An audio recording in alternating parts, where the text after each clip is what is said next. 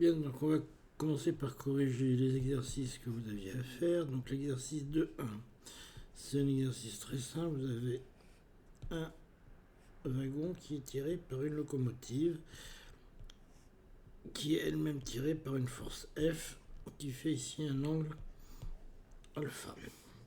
Et on vous demande de faire le bilan des forces sur le wagon, d'écrire la valeur de la force de réaction du sol sur le wagon, le lien entre l'accélération et pareil pour les locomotives. Donc on va commencer par le wagon. Donc vous faites un gros dessin, vous dessinez vos forces. Donc vous avez ici la réaction du sol. Vous avez ici le poids. Vous avez ici la force de traction. Et vous écrivez ici que la relation fondamentale de la dynamique, qui est que la somme des forces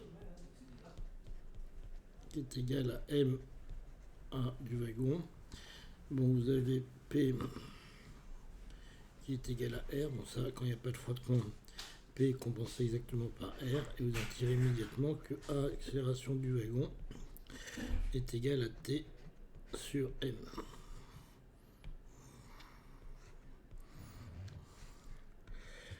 Vous faites la même chose pour la locomotive.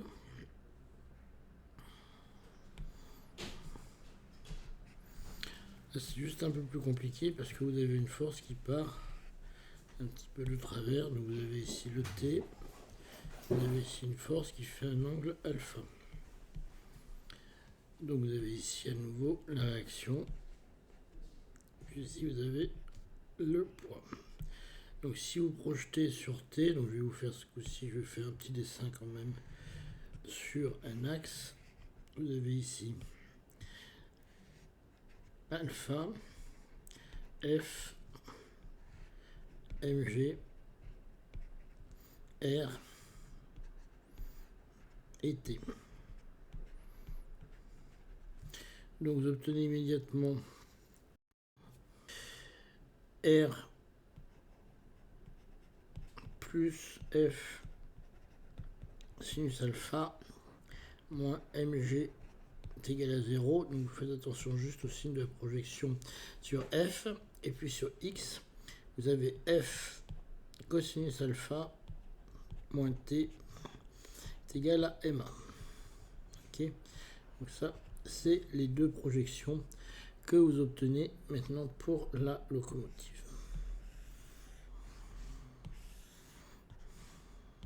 Maintenant, comme on a les deux équations qu'on avait là, si on regarde la deuxième équation, avec F cosinus alpha moins T, indéformable. Donc comme on a un objet indéformable,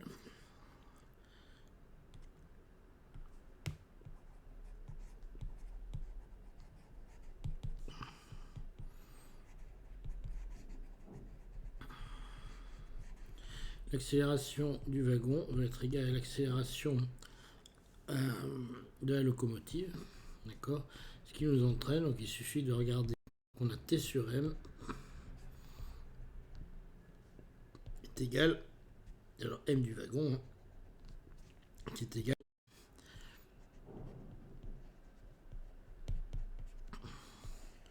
sur la masse de la locomotive. Okay.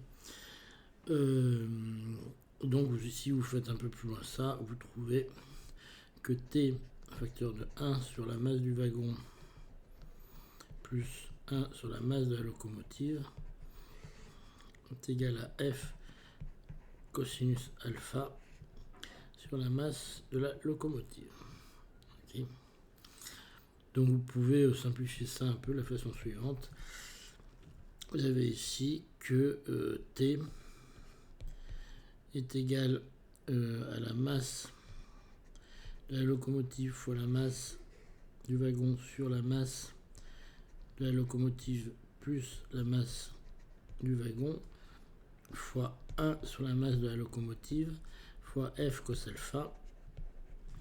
Donc si vous l'écrivez, si vous simplifiez par la masse de la locomotive, vous obtenez que T est à la masse du wagon sur la masse de la locomotive plus la masse du wagon fois F cos alpha. Donc ce que vous obtenez, c'est simplement que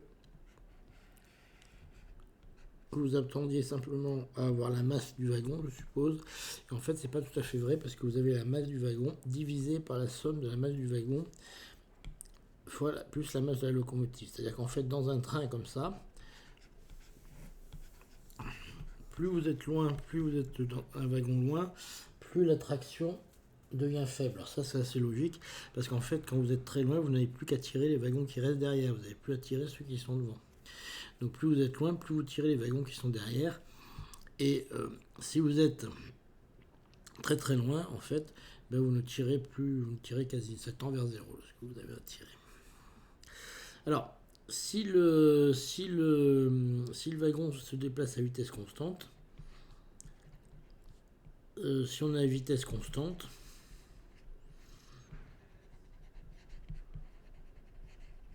ben vous avez A est égal à 0. Et à ce moment-là, vous avez T égale 0. Donc ça, c'est assez logique. En fait, si vous êtes à vitesse constante, vous n'avez pas, pas de force entre les deux wagons s'il n'y a pas de frottement. Une fois qu'ils ont été mis en mouvement, il n'y a plus besoin de force entre les deux pour maintenir la vitesse. Voilà. Le 2-3, on l'a fait en cours, donc je ne vais pas vous le refaire. Par contre, le 2-10, il est assez intéressant, donc je vais le faire assez vite. Donc le 2-10, il consiste à un jeu de poulies. Donc les poulies, je vais vous les faire comme ça. Vous avez une poulie là. Non, il ne veut pas. Une poulie là. J'en ai une autre en bas.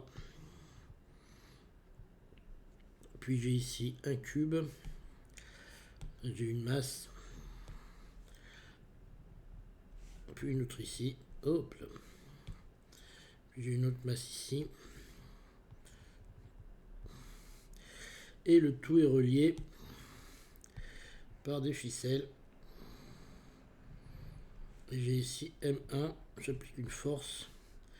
J'ai ici M1, M2. Donc en fait, tout le jeu de ces trucs-là correspond à appliquer correctement la relation fondamentale de la dynamique, en particulier à projeter les forces correctement. D'accord. Ça, c'est ce qu'on avait vu la dernière fois. Il ne faut pas faire ça n'importe quand, sinon on se trompe. Donc ici, j'ai M2. Ici, j'ai T. Ok. Donc on va regarder la masse 2. Ce que je peux écrire, c'est que M2G, c'est un 2 là, moins T est égal à M2A. D'accord. Et sur la masse M1, il faut faire attention parce que F va dans l'autre sens que M2G. Donc j'ai moins F. Par contre, T, il tire dans le bon sens. Donc j'ai T est égal à M1A. A2 si vous voulez, A1. Par contre, comme on a un système rigide, on a A1 qui est égal à A2. Okay. Ce qui vous donne immédiatement que G moins T sur M2 est égal, plus T, pardon, ici c'est un T, est égal à moins F sur M1 plus T sur M1. Et donc, vous obtenez la relation suivante. Est égal à G plus F sur M1.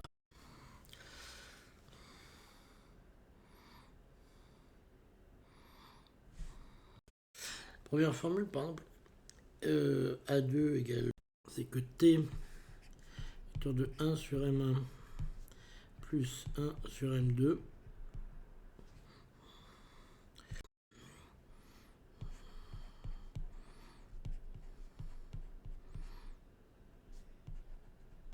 Voilà, c'était la première question à laquelle on vous demandait de répondre. Donc, vous pouvez l'écrire un peu différemment si vous voulez. Vous pouvez l'écrire sous la forme T est égal à M1, M2 sur M1 plus M2, facteur 2, M1, G plus F sur M1, donc T est égal à M2 sur M1 plus M2, facteur de M1, G plus F.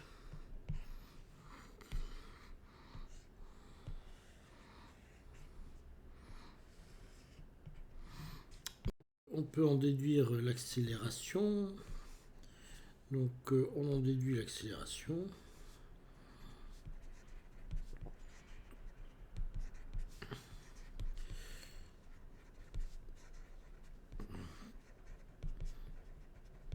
Donc vous avez, alors on va déduire l'accélération par quoi? Par G moins T sur M2. Pourquoi pas? C'est égal à G moins 1 sur M1 plus M2 de M1G plus F. Donc c'est égal à... et vous trouvez quelque chose, donc vous mettez tout ça en facteur, et si vous mettez tout sur M1 plus M2, vous trouvez, donc vous avez un M1 qui s'en va, et vous trouvez M2G plus F. Voilà, donc ça c'est le premier résultat que vous trouvez pour la corde dans cette configuration-là. Alors en particulier, remarque, vous trouvez que T n'est pas égal à F au passage. D'accord? T n'est pas égal du tout à F. Parce qu'on est on a un mouvement. Bon, on va passer au deuxième cas. Donc dans le deuxième cas, on a les masses qui sont mis de chaque côté de la poulie. La situation est la suivante. On a maintenant une seule poulie. Ici, non, on a toujours deux poulies. Mais maintenant, on a la masse qui est mise pas au même endroit, puisque j'ai la masse qui est mise, excusez-moi, je prends mon temps, et la masse est mise là.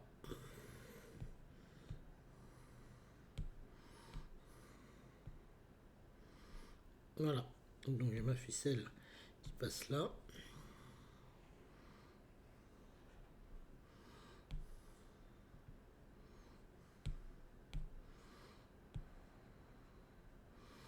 Et qui continue comme ça. Et j'applique une force ici. Et donc avec masse M1 et M2.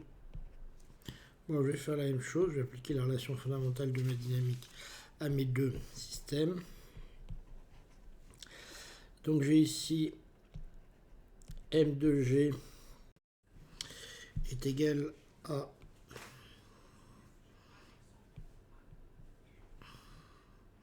M2G moins T est égal à M2 à 2. Et pour M1, ça nous fait T moins M1G moins F est égal à M1A 1. Et par ailleurs, on a A1 est égal à A2. Ce qui nous fait que G moins T sur M2 est égal à T ici j'ai un T qui est le bon sens, c'est un moins T à T sur M1 moins G moins F sur M1. Ok. Donc si je remets tout ça ensemble, ça me fait un truc du type T plus moins F sur M1, moins 2G moins F sur M1. Et je crois que c'est tout. Relation d'accélération, on va dire que c'est M2G moins T sur M2. Facteur de 1 sur M1 plus 1 sur M2. Ok, non, c'est bon.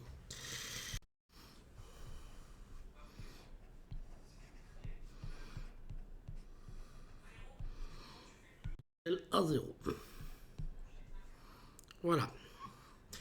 Donc il nous reste finalement que T facteur 2 M1 plus M2 sur M1 M2 est égal à 2 M1G plus F sur M1. Et donc on obtient que T est égal à M2 sur M1 plus M2 facteur 2 2M1 G plus F. Voilà ce qu'on obtient.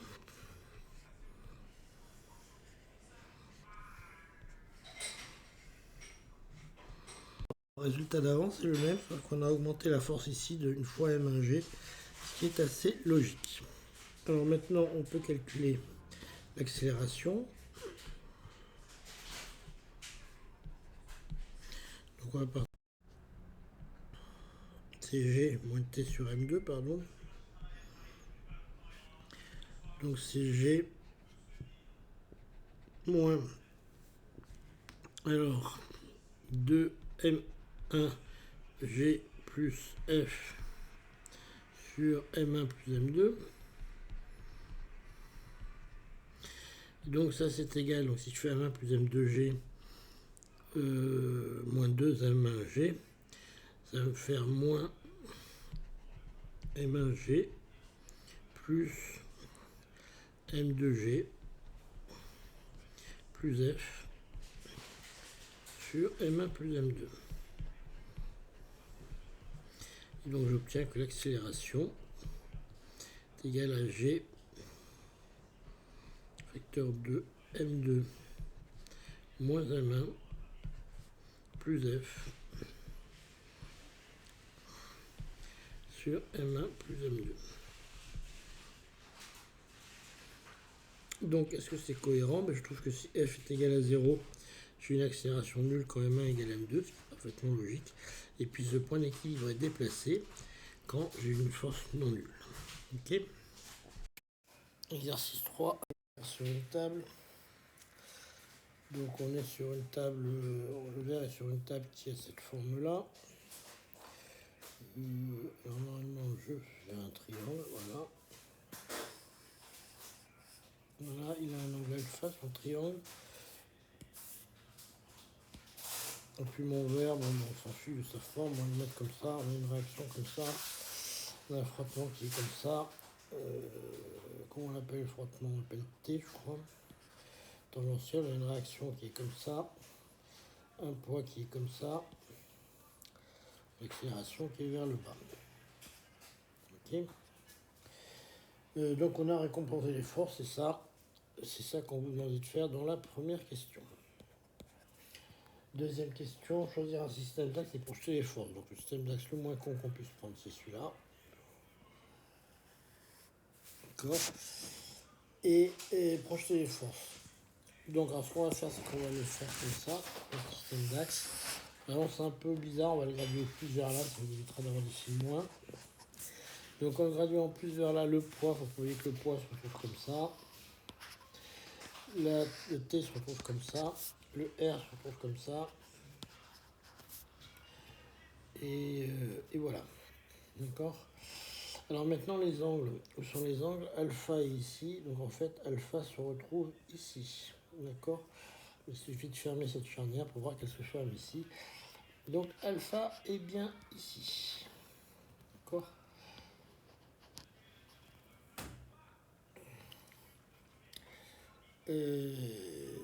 Donc projeter force, deux équations reliant une norme des forces.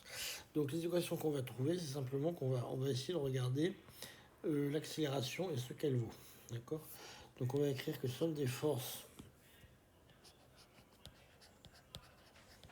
égale ma. Par contre, ce qu'il faut voir, c'est que t qui est égal à mu statique fois Rn. Rn, c'est celui-là. Bon. Ce qu'on peut écrire, c'est qu'à l'équilibre,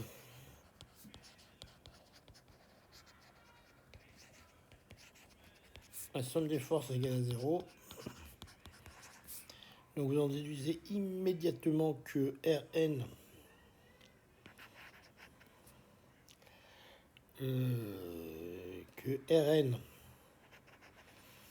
est égal à mg, c'est mg cos alpha. Vous écrivez ici que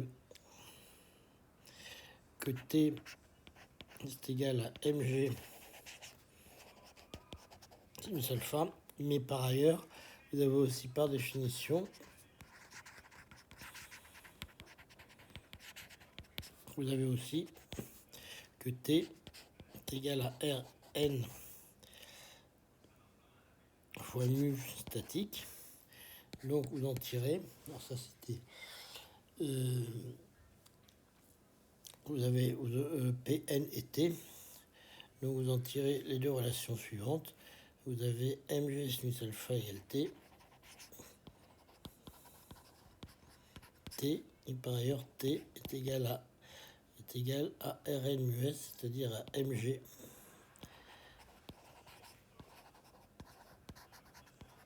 Voilà, c'était les deux relations qu'on vous demandait de tirer. Donc il y en a une qui vient directement de là, et une qui vient de là, qui vous donne celle-ci. Okay. Donc on vous dit que N pour alpha égale 20 degrés, mais pour alpha égale 40 degrés. Donc ça, donc le coefficient de frottement qui vaut 0,7, la masse égale 80, etc., etc. Donc ça, vous le vérifiez numériquement, je vous laisse faire. Vous voyez que quand vous avez alpha égale alpha max, vous êtes à un moment où le verre va commencer à glisser. D'accord. À ce moment-là, vous êtes exactement au moment où vous avez l'accélération qui va commencer à être positive. Donc il suffit de l'écrire. Quatrièmement, on cherche un alpha max dans lequel le verre se met à tomber, écrire le lien entre T et N lorsque alpha égale alpha max. Et on déduit l'expression de alpha max en fonction de mu. Donc ça, c'est relativement. Vous avez somme des forces égale ma, et la somme des forces, c'est simplement mg sinus alpha moins t. D'accord. Et on a vu que ça fait mg sinus alpha moins mg cos alpha fois mu statique. Donc on écrit que a supérieur ou égal à 0 entraîne que sinus alpha moins cosinus alpha fois mu statique plus grand ou supérieur à 0. Ce qui veut dire que cosinus alpha, que tangente alpha, pardon, supérieur ou égal à mu statique. Voilà, ça c'est la condition pour laquelle ça se met à glisser. Voilà, ça c'était le 3-1. Et maintenant nous allons passer au 3-3.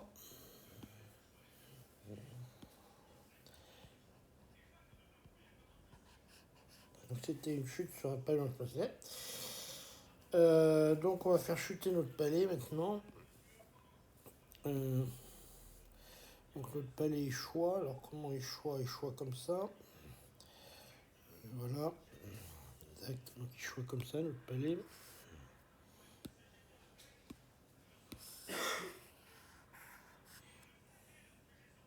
Non, pas comme ça. Faut que je prenne un truc dans le bon sens.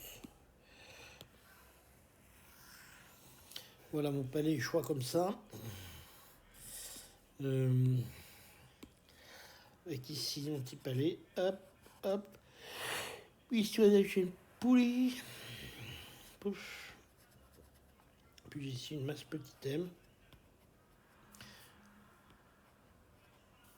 Une masse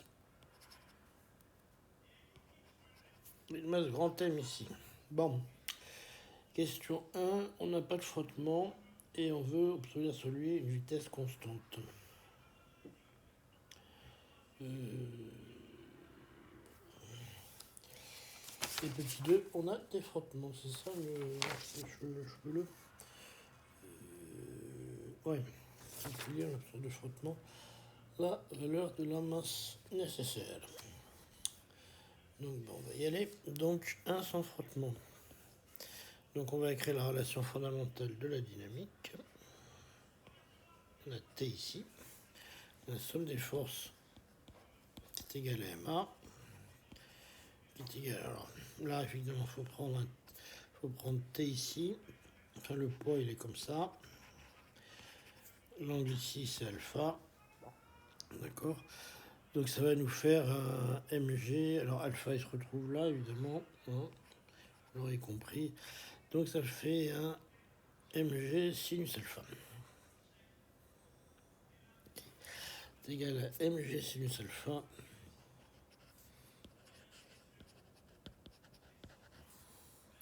Moins T.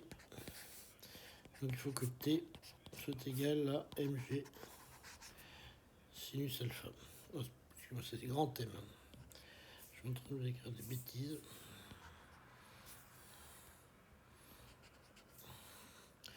Grand T égale grand MG. Voilà, c'est tout à ce moment-là, ça coule sans problème. Et T, c'est égal à petit mg. Donc, il faut simplement grand M égale patatem. Voilà. Ça, c'est la condition sans frottement. Bon, ça c'est évident. À ce moment-là, on n'a pas de souci.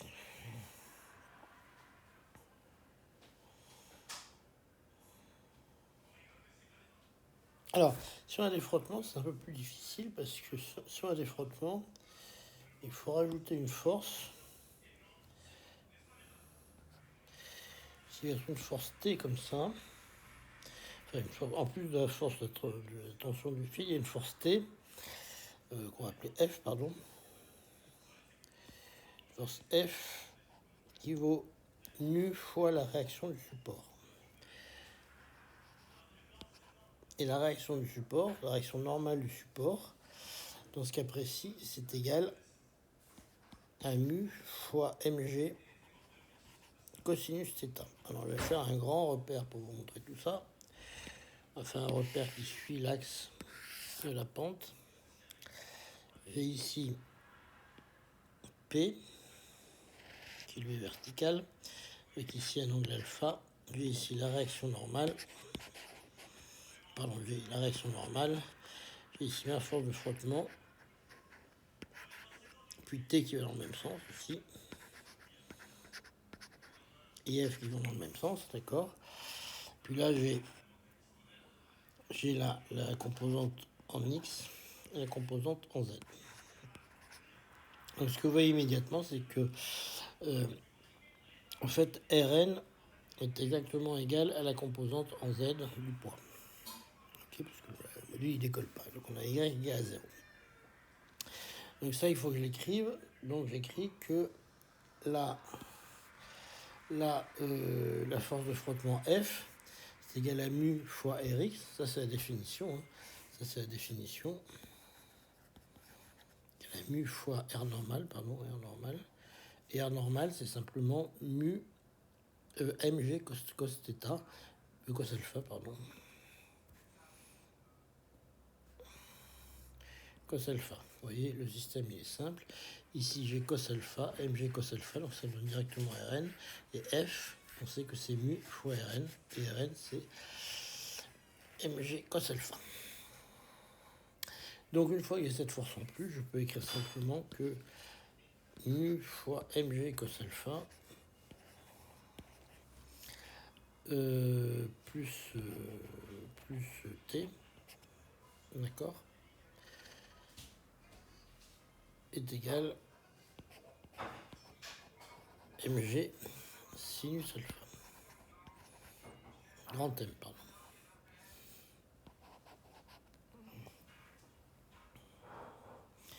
Associé à un grand M.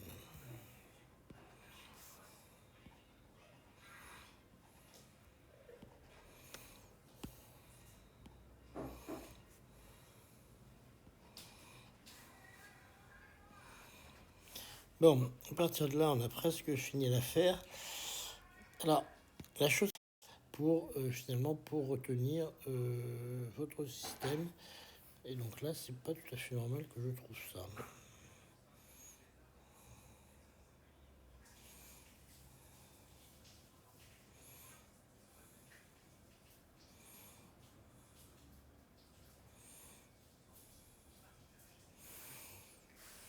Donc là, j'ai eu erreur.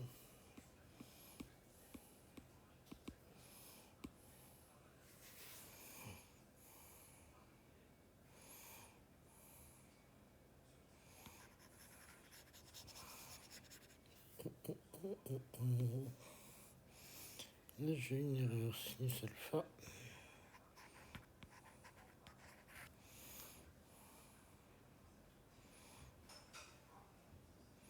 Voilà, ça me paraît plus juste.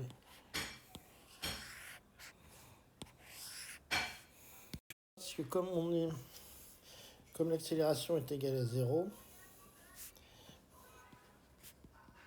puisqu'on descend à une vitesse constante, hein, c'est ce que je crois comprendre.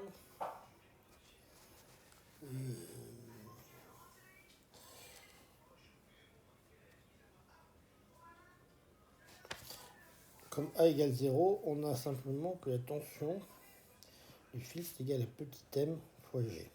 D'accord.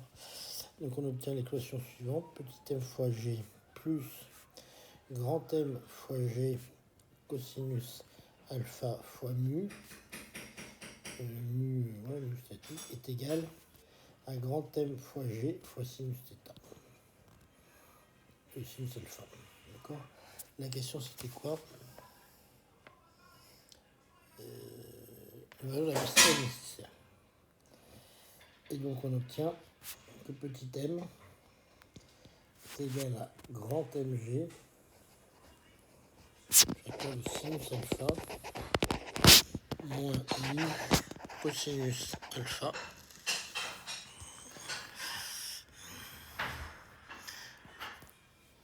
bon, c'est un petit mg pour l'instant. Et donc on obtient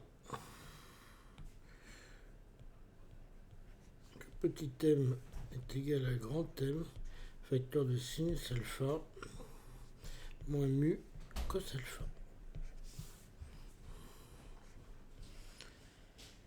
Et voilà.